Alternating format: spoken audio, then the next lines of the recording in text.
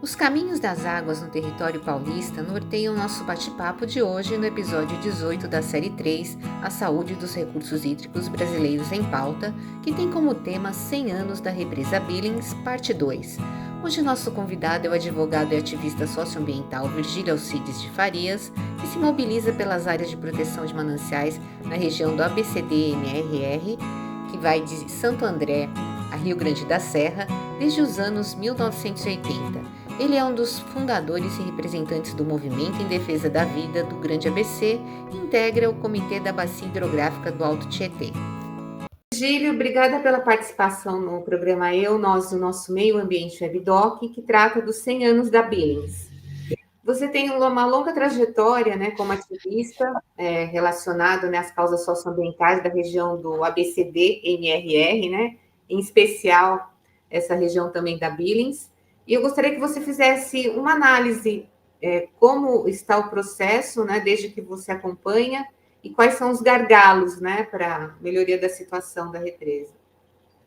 Na verdade, Susana, bom, obrigado pelo convite para participar dessa conversa, mas eu comecei nessa luta em 1985. E, infelizmente, aquilo que a gente dizia lá em 1985, a gente está dizendo hoje. O que é que mudou?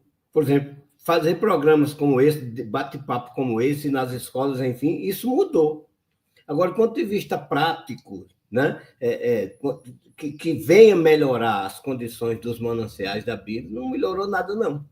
E qual é a sua análise, né? Quais são as características, a importância da Billings, né, enquanto mananciais, né? E também com relação à situação atual. Né? Bom, primeiro, lembrar que o aniversário da Billings, né, se dá através de um decreto federal de 27 de março de 1925, né, assinado pelo então presidente da República. Naquele decreto, isso é bom que saibam, não foi só para gerar energia. Gerar energia, mas o decreto também determina e recomenda, não, obriga que as águas da Billings não sejam poluídas, porque também são para abastecimento público. Então, há um erro quando se diz que a Billings foi construída somente para gerar energia, e não é. Primeiro, manancial, sabe, não combina com área urbana. Manancial, que é floresta, que é animais, nascentes, riachos, enfim, isso é manancial. E a Billings está no Planalto Paulista, a Mata Atlântica, né? Mas o que é que houve? As prefeituras urbanizaram, sabe, a região dos mananciais da Bíblia. E com isso veio desmatamento, veio construções, assoreamento, esgoto, lixo, e hoje a Billings, eu diria que não tem um estudo, mas eu diria que 40% do reservatório está perdido, porque esgoto, é lixo, assoreamento de tudo que é da natureza. Para você ter uma ideia, ali onde foi feito o represamento do Rio Grande para formar Billings, ali tinha 25 metros de profundidade. Hoje está em média 3 metros de profundidade, de tanto sedimento que por décadas, né, foi lançado da Grande São Paulo no reservatório, e isso tem um horizonte aí de 10 quilômetros, sabe? Vai diminuindo, mas nessa região, principalmente a região de São Paulo, da cidade de São Paulo, Diadema e parte de São Bernardo do Campo, é onde a gente percebe a parte da Billings mais degradada, mais poluída, mais ocupada, e que a gente precisa, pelo menos, tentar conter, sabe, esse ritmo de ocupação, para que o que ainda resta dos mananciais seja preservado tal como está. Enquanto mobilização, quais são as principais mobilizações que o MDV e em outras também frentes fizeram com relação a Billings, que você pode citar para a gente? Olha, lá na década de 90, 80, 90, a gente precisava chamar a atenção da sociedade para a destruição da Billings, né? Naquela época era muito pior. Então, a gente começou a fazer atos né? Morria peixe na Bíblia, a gente pegava sacos de peixe e ia jogar em algum órgão público que a gente achava que tinha culpa com a poluição da Bíblia. A Bíblia, né, os mananciais, tem uma lei estadual de proteção aos mananciais. Não basta ter uma lei, o deputado ele tem que fiscalizar o cumprimento da lei. Então, a gente, toda vez que tinha peixe morrendo na Bíblia, a gente procurava escolher um órgão público, inclusive no dia da Eco 92, Sucena, teve uma grande mortandade de peixe aqui, e a gente resolveu fazer um protesto lá no Memorial da América Latina. Por que no Memorial da América Latina? Tinha uma estação de tratamento de esgotos em construção desde 1975 no ABC, ali na divisa São Caetano com São Paulo. Quer dizer, todo esse tempo essa estação não foi concluída, e o Memorial da América Latina foi construído em 2 anos. Nada contra o Memorial da América Latina, mas tinha uma prioridade, que a gente entendia que era a estação de tratamento. Então, nesse dia, a gente foi lá onde tem aquela mão e encheu de peixe-podre e escreveu uma frase, ECA Brasil 92. Essa frase, ganhou o mundo, fez com que até o pessoal do Greenpeace viesse conhecer a Bílix. Então, a gente passou a fazer esses atos para poder a população perceber o que estava acontecendo, e a gente mostrava os peixes mortos, morrendo, e a gente dizia que peixe não morre afogado. Portanto, se está morrendo, é porque a água está contaminada. E as pessoas que têm contato com essa água, que comem esse peixe contaminado, está sujeito também a morrer, a adoecer.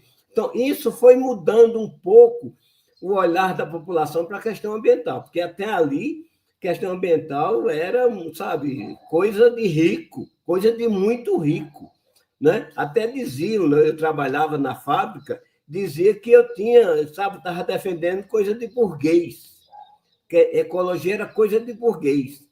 E eu dizia que não, porque eu sou do sertão de Pernambuco. Eu já passei cedo, eu sei o valor que tem um copo d'água, e sei o valor de não ter o copo d'água. E eu cheguei aqui, encontrei esse açude enorme chamado Represa Bílix, poluído, e isso me fez com que eu entrasse no movimento, depois eu vim saber que era um movimento ecológico, e estou até hoje, né? A gente atua também no Comitê de Bacia, de Hidrográfica, no subcomitê, nos conselhos de meio ambiente. Estudei direito, me especializei em direito ambiental para levar essa questão para os tribunais, mas é muito difícil, né? Porque, por exemplo, no Comitê de Bacia é tripartite. Quer dizer, a sociedade civil é 1/3 Estado, 1/3 sociedade civil e 1/3 prefeituras. No subcomitê Bílix Tamanduateí, que faz a gestão da Bílix, é a mesma coisa, a gente perde de 2 a 1, mas é pior. Os prefeitos não participam e eles são membros titulares. Está entendendo? Então é muito difícil, mas é uma luta que a gente tem que seguir, sabe, né? Pelejando para ver se a gente não perde esse manancial de uma vez no seu total. A Bílix, pela lei, é para abastecimento público da grande São Paulo.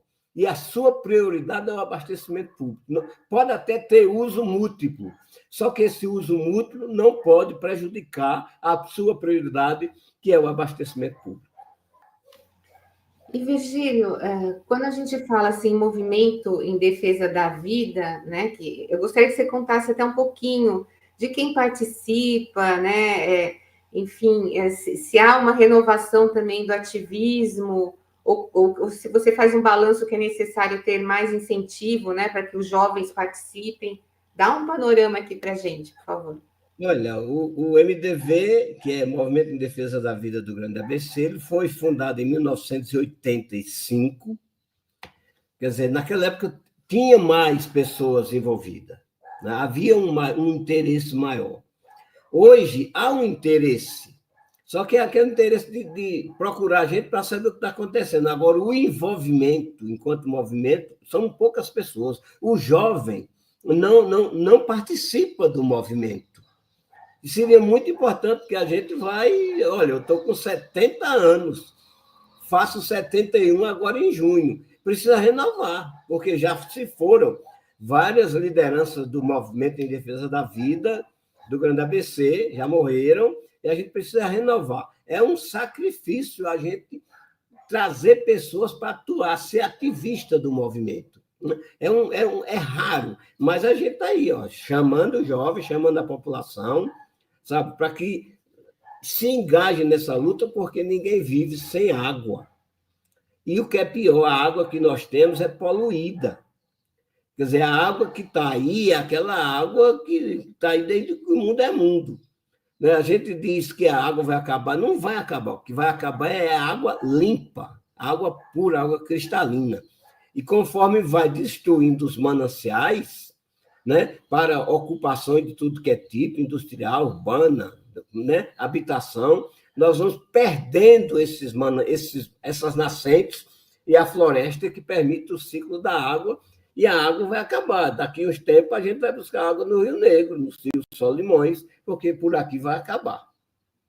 A gente tem, assim, unidades de conservação, né? Temos o Parque Municipal, né, da Nascentes de Paranapiacaba, temos o Parque Estadual da Serra do Mar, exatamente a Reserva Biológica, né, de Paranapiacaba também, e outros, né, parques, né, na região do ABC.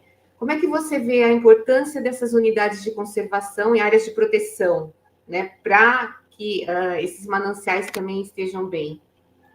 Olha, fundamentais. Quer dizer, as áreas, principalmente essas que você falou aí, inclui o Parque Estadual da Serra do Mar, que é de proteção integral.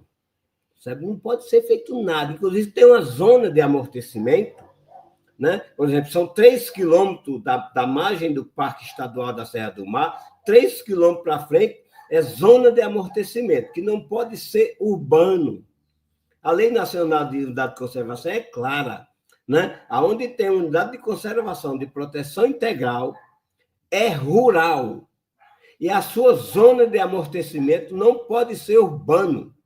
E aqui no ABC está tudo urbanizado. O que precisa é garantir que esses parques não virem urbanos e que sua área, o seu perímetro também não vire urbano, porque se virar urbano é aquilo, não dá certo com o manancial. É como está no Eldorado, São Paulo, Diadema, enfim, aonde foi urbanizado, quer dizer, nós não temos mais água indo para a represa, nós temos esgoto indo para a represa, nós temos lixo indo para a represa. Agora, dia 21 de abril, eu fui fazer uma visita com o pessoal do MDV na Billings, eu chorei pelo que eu vi, principalmente na perímetro da Billings, na cidade de São Paulo. É lixo, é esgoto, ninguém aguenta. Então, é preciso mudar. A gente propõe as coisas. Por exemplo, nós propusemos o Parque Nossa Senhora dos Navegantes, aqui no Braço Grota Funda, que divide Diadema com São Paulo, né? Era para recuperar, desassorear, para permitir a volta da festa dos navegantes. E encaminhamos o projeto, a gente fez o projeto através da USCS, encaminhamos para o governo do Estado e a gente não tem resposta. E, Virgínia, a gente está chegando nos momentos finais, eu gostaria que você fizesse suas considerações, eu agradeço a sua participação e a sua história também, né? Que você é um ativista muito considerado e respeitado aqui na região do ABCD-MRR. Obrigada. Eu que agradeço, né? Estou à disposição, você ajuda muito, porque é a educação ambiental não formal. Agradeço muito, de coração. Gratidão.